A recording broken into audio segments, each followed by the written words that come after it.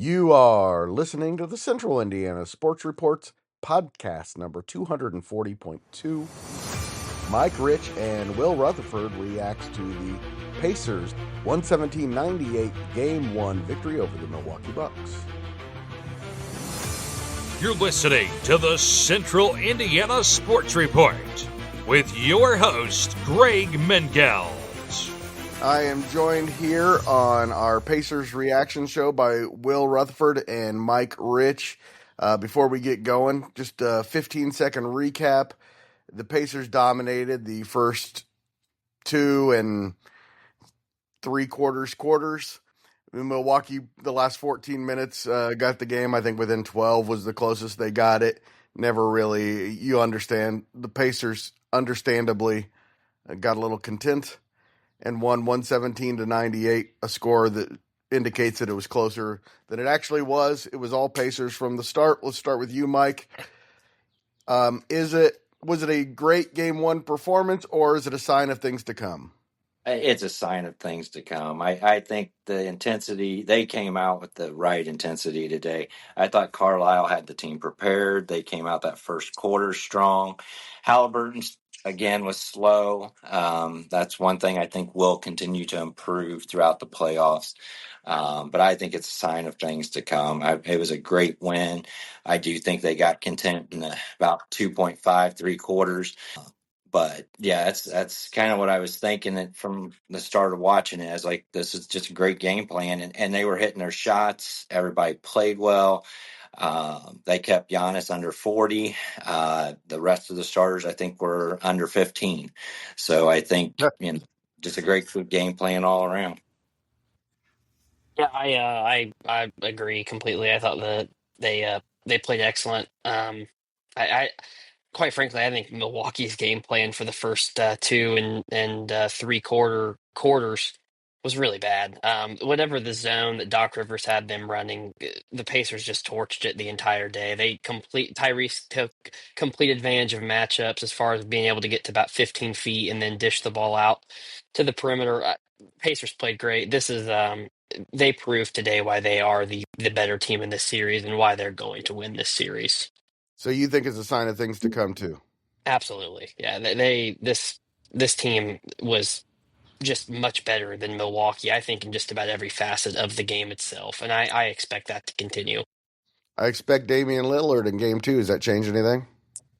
I think that Nembhard defensively will I don't know if he'll lock Dame down, but uh, he's not the kind of guy that you expect Dame to get 35 on a night. I don't see that happen. And I think that's just about the only way that the Pacers lose is if Giannis, gets 40 and Dame gets 35. I think that's about the only way the Bucks have a chance to win games. Yeah, I would agree with that, Will. I think that's the only thing. I don't think Nemhard was challenged defensively today. No. I thought the defense played really well. I thought Neesmith, Turner, Siakam playing Giannis. I think they should all get at least 15. I think they should take 15 fouls on Giannis, and they should be good hard fouls. Yep. Put him on the line, let him shoot free throws. That just definitely got the crowd into it every time he went to the free throw line. So yeah, This was really a Rick Carlisle win. I thought yeah, this I was agree. Yeah, Doc Rivers was flummoxed from the beginning. Hmm. They had no answer for anything. But that's the great thing about series, and why I asked the question is Doc Rivers is also a very good coach. He'll make some adjustments. They'll figure some things out. But the way the Pacers just threw guys at Giannis 3-4 minutes at a time, you throw in Walker, then you throw in Toppin, and then they put Neesmith on him for a few minutes. They put Nembhard on him on a couple of possessions. Walker did a really nice job on him when he was in there and made him pass out. Anytime Giannis passes the ball, it's a good thing. Yeah, I mean, I think that Nembhard may have been your impact player of the game as far just as what he brought. I thought he was brilliant offensively. He was a bully in that first half, just a bully going to the lane. I agree with Mike. I don't think he was challenged defensively at all. I mean, I don't really think this team in general was challenged defensively much. I think they just kind of They weren't sat back and challenged at said all, really. no, and just said, Giannis, hey, you're good getting 36. Yep. We're completely content letting others. And I mean, I don't expect Milwaukee to probably shoot that bad in the coming games, but it's not like this is a great 3-point shooting team either. It's not like they just have a four snipers out there on the perimeter. They got one on the bench that got a technical foul tonight. Yep. Or today. Yeah, He- and he can be. He's not the same consistent right. Damian Lillard that he used to be, but he can certainly shoot them into games and shoot the Pacers out of games. He's definitely capable of that. Hmm. All right, you talked about Nimhard again, and I think that Mike mentioned this, that Halliburton really concerning slow start. It wasn't just that he wasn't making shots; it's that he wasn't really initiating things. But Andrew Nimhard certainly did Hmm. initiate the offense early in the game. I think he made 8 of his first 9 shots, was just completely in control. I don't know how he only had 5 assists. It looked like he had an assist on the first 12 shots that the Pacers made. He was everywhere. He was doing everything. And as Will mentioned, I think if you look at maybe not the stats, but if you just watch the game, Andrew Nimhard was the MVP of this one. Hmm. I agree. I Yeah, agree. yep. I just think that I think he's just a really good basketball player. Like I think that he's just kind of an under the radar. Like I don't know if a starter in the NBA can necessarily be a role player, but he just kind of fits whatever the Pacers need of him. In a way that he just kind of fits like a glove with everybody as far as what his skill set allows him to do. I thought Pascal was also really good offensively. He just such a shot maker from every level of the floor. He's just a great scorer. I thought he kind of took it to Giannis a little bit in the first quarter, especially. Going to the bucket a lot. I couldn't say enough good things. This was just a really good win that makes you think, hey, Pacers could make short work of the Bucks and move on to round two. Yeah, yeah. And I think the Pacers played the game that we all knew that they could play. I thought the bench was really solid today as well. I think McConnell and Matherin Mathern just getting his shot and getting to the line, getting to the getting to the line. basket. When they need, when they're, when they start settling for threes too much, you gotta love seeing Matherin just go to the basket Yeah, over and Mhm. over and over. What a value he is to a second team. and he'd take it right at Giannis Lopez. It didn't matter who was inside; Yeah. he was going.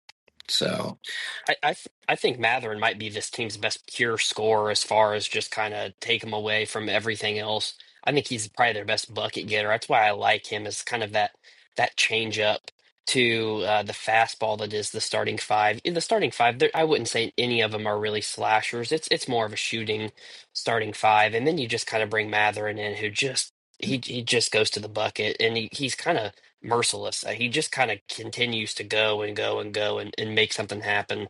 Uh, at his field goal, he was 2 for 7, is what it says. I don't feel like he shot that bad. I really No, didn't. You watched it and you did. I was actually a little surprised to pull up the stats, and he's 2 for 7 on the game. but he he was 8 so for 8 from valuable. the free throw line. Yes, sir. And getting there so often is the key. Yeah, I mean, yeah, and I thought there was a couple other times he was fouled as well. They didn't call yeah. it. Might have been, but just how aggressive he is, how good he is at finishing in the paint.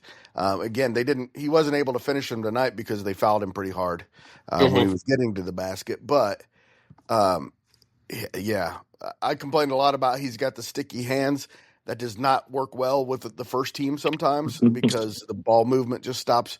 But with that second team, he is just really valuable. I mean, he kind of has to play like that with the second team, honestly. I don't because there's really not, you bring them on, and I wouldn't say any of them are really scorers. They're good role players. They fill a role. Toppin's defensively challenged, but Matherin's really kind of the. I mean, Matherin. Let's be honest, skill wise, he's a starter. I mean, he's a starter on just about every team in the league. But You just could the way argue he he's the second plays. best player on this team. I would also like to mention I thought they rebounded really well. Um, Absolutely. Absolutely.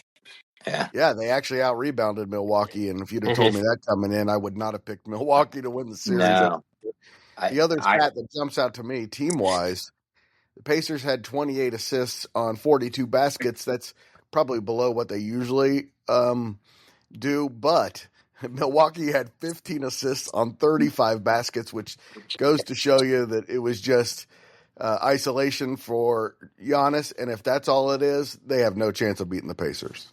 no. No, no, you're this was a I think if you're Doc Rivers, you got to be real concerned after this series because you know everybody coming in kind of, and I would say that the Pacers did have a chip on their shoulder a little bit in this game. Kind of, I mean, they've kind of been slandered in the media the last couple weeks as far as the talking heads talking about they're not watching Pacer games and stuff like that. And I just kind of feel like that first half was just a maybe a middle finger to the media to say, hey, this is a team that is really exciting to watch. They'll definitely be talking about him now, won't they, Mike? Hmm. They will be talking about him now. I think Milwaukee will be a little more are going to be nervous. I thought the flagrant foul at the end of the game was pretty crummy. Um, but it just is going to increase the intensity for game two, and I'm excited about game two. This is the one that Same. this is the one I thought Milwaukee may have a chance to come in and take. I think the Pacers will be ready for game two as well. I think if they win game two, it's over. I don't think Milwaukee. If I don't think they can beat the Pacers 4 out of 5 with 2 of those games in Indiana. No, no, absolutely not. In fact, I think if the Pacers win game two, I think my prediction of in five is gonna be right because I think the Pacers the way they played today like that's gonna travel to Milwaukee. They're gonna be able to go into Milwaukee and have a lot of confidence. And Dame still hadn't played in a while. I mean, everybody says Dame's coming back, but if you just expect him to drop in and be the Dame that we know immediately, I think you might be fooling yourself a little bit. I think we might get one really good Dame game, and other than that, I don't think he's that big of a factor. It's I all agree. about Giannis. If they can contain him, control him like they did today, but I have a feeling that Doc Rivers' game plan will be different, and they'll get him better looks. They'll get a more flow of an offense going forward. And game two concerns me a little. When you dominate a game like that, let a team back in. It tends to in the NBA playoffs bleed over into the next game. So hopefully they get a really good start in game two. Great debut game for Matherin for playoffs because he didn't get to play last year. So seeing him get the minutes today and seeing him perform as well as he did, uh, very exciting future. Thanks so much to our Pacers guy, Mike Rich, and our 5 questions guy, Will Rutherford, for joining the Central Indiana Sports Report once again. And thank you for listening. If you want us to continue to grow and thrive, please share these segments with your friends and family. We humbly thank you in advance.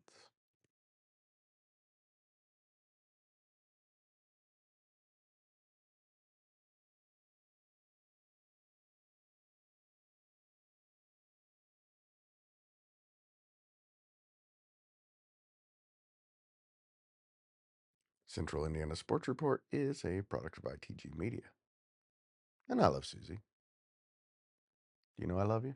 Mm-hmm. Heard it said many times, many ways. Mostly just the one way.